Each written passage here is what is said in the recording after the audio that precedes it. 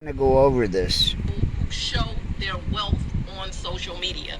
So I do have a message for the public where it is kind of fun to put your things on social media and show off.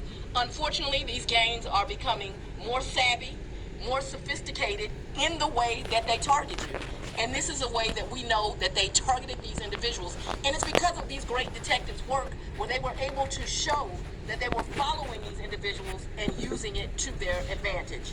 Some of the celebrity victims included Calvin Ridley, who is a loved member of our Falcons, Brad Guzan, who is a loved member of the Atlanta United team, Marlo Hampton, who is on the Real Housewives of Atlanta, and Brittany Neely, who is the mother of Future's child.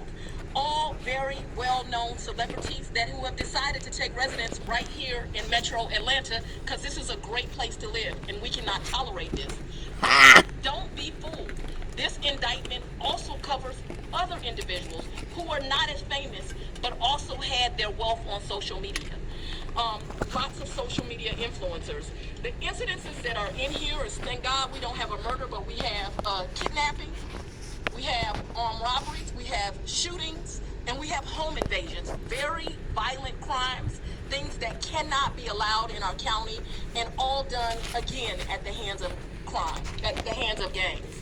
What I want the public to see today is a collaboration of law enforcement, because as they have gotten more savvy, so have we. And so what you have is a collaboration of the Atlanta Police Department, the Union City Police Department, the United States Attorney's Office is here today, the Fulton County Sheriff, the Marshals, and the Fulton County District Attorney's Office.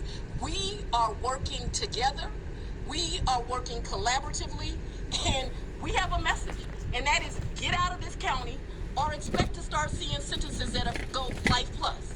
Because I am not going to negotiate with gang members. I am not going to allow pleas.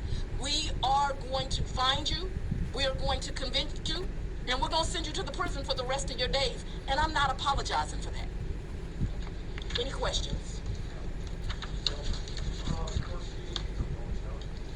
There's 26 indictments already. Where? Sandy Springs. Anybody ever else heard of Sandy Springs? Yes, you have if you've been following me. Follow C. As I understand, he just got out of jail or prison. He's living with his mom on. And I got a story to add, of course. Public cooperation, because I can't help but notice that DeKalb County isn't standing behind you right now. But I know that they're accused of crimes in DeKalb County. A bomb crazy little short story that goes right in line with this. I have a relationship with the district attorney in DeKalb. I cannot say we specifically collaborated on this incident. I will say that we know that this gang has also committed crimes in Cobb, in Fayette, in a lot of the surrounding jurisdictions, and they have been at the table as we have developed these crimes. In fact, I'm aware that the Gwinnett district attorney does have an indictment against some of these same members, and she has sent part of her staff to be at the table.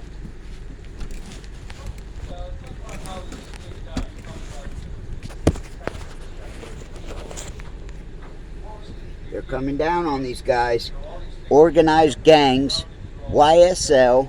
There's 26 indictments. This is what this is about. You can see this, Channel 46, Atlanta. Police Department, they were able to really pay attention, to really go back and track and see that. Hear what she's got to say. These people were tracking people on social media. Obviously, it doesn't happen at the first crime where you realize that there is a trend, but they pretty quickly did that. I have a great relationship with the chief in Sandy Springs, Kenneth DeSimone. We began talking. I began sending assistant district attorneys out there as we developed this. Who knows Sandy Springs? They are really the foundation and the work. But as always, you know that I love our acting chief in Atlanta, Shearbaum. He was automatically willing to get involved and to do their part and to develop this. And so people just came together and developed this. But the foundation and the start, as you asked, was really through just great detective work.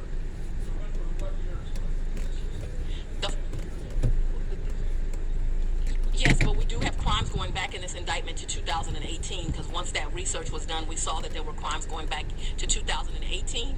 We also have this gang documented going as far back as 2016.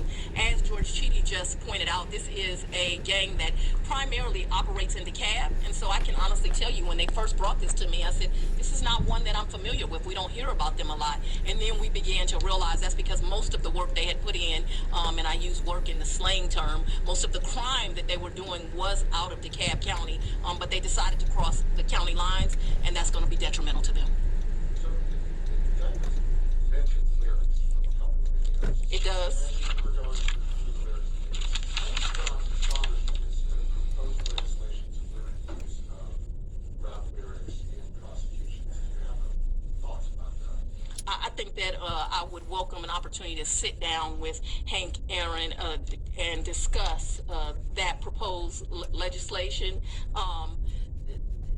I don't think that it will be successful. I think if you decide to admit your crimes over a beat, I'm going to use it.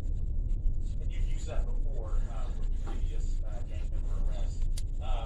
What are your specific responses to criticism that you're specifically targeting Atlanta's hip-hop community through these lyrics? I'm not targeting anyone, but however, you do not get to commit crimes in my county and then decide to brag on it, which you do that for a form of intimidation and to further the gang and not be held responsible. One of the lyrics used in this indictment, just one of the lyrics, is me and my crew striking out, striking in all black. Send me the drop, we'll kick in the house. If we steal a car, we're gonna take off the tag. Well, they kicking indoors, committing home invasions, and now I'm using those lyrics that they're admitting to doing that. I'm gonna continue to do that. People can continue to be angry about it. I have some legal advice. Don't confess to crimes on rap lyrics if you do not want them used, or at least get out of my county. Dumbasses. That's just a plain dumbass. You know it?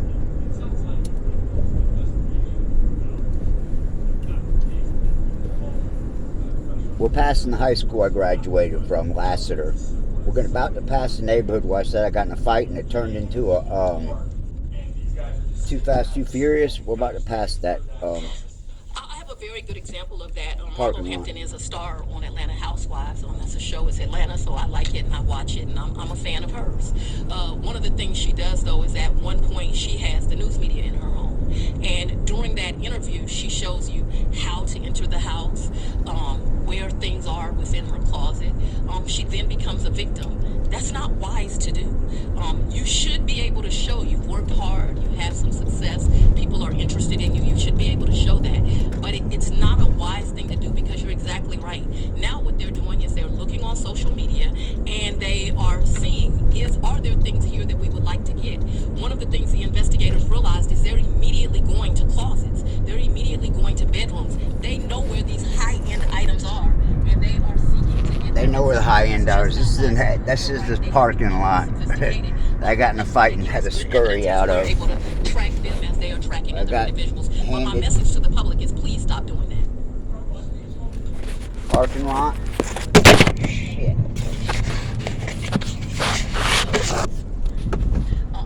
Good. We still in.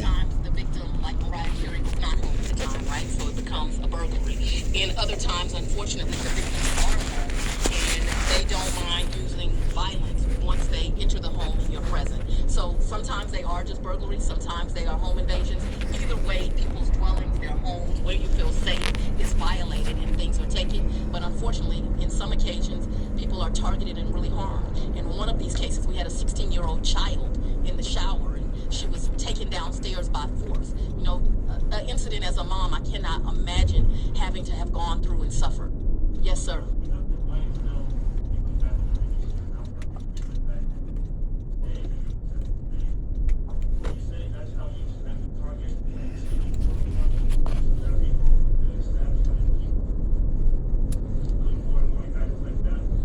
Where appropriate, that's what I'll use.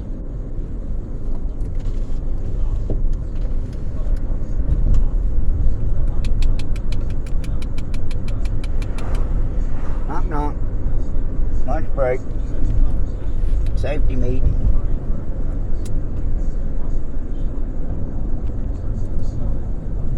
Who's worked in construction? Who knows what a safety meeting is? So, the gangs, there's 26 indictments for the fourth time. Dumbasses are rapping about their crimes, giving themselves away. This is becoming a new thing. New dumbass, divine dumbasses. I mean, how stupid can you get? Cooperating is a big part of ridding this from our community. It is the largest part. She's on it.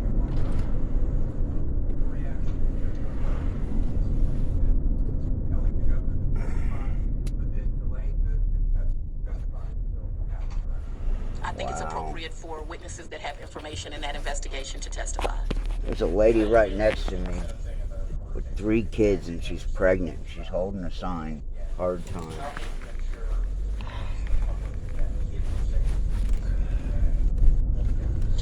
Both of those cases are the same in that they take away our most precious commodity, our children. And today, that defendant, the world should know, got life without the possibility of parole plus another 15 years. So that gentleman was a member of a gang, and that's an example of gang violence that we cannot allow in our community. There is a distinction in this case that happened over the weekend, although it is equally tragic. It is an incident of domestic violence, something that we know is really just people don't seem to be able to get along in relationships, and we have too many guns in the wrong hands and too much freedom to get guns.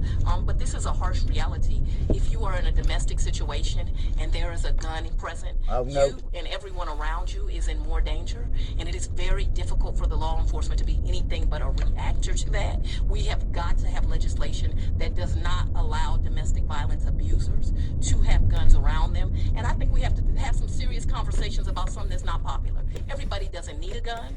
I have come to the public many times and said, stop leaving your guns in your cars, because they are breaking into cars, taking your guns and using them from the wrong things. And we are suffering as a community this morning. It broke my heart to watch. Here I get a huge success last week. Kennedy Maxey's killer held responsible. And this morning I wake up to another precious life stolen.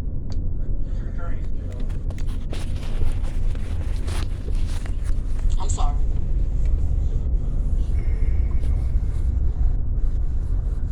I know you're aware of that. That gentleman had gang ties to Virginia on down. He was here. They say I'm picking on the rap community. He was here to be an aspiring rapper. Aspiring rapper. Where is that? What do you believe now in terms of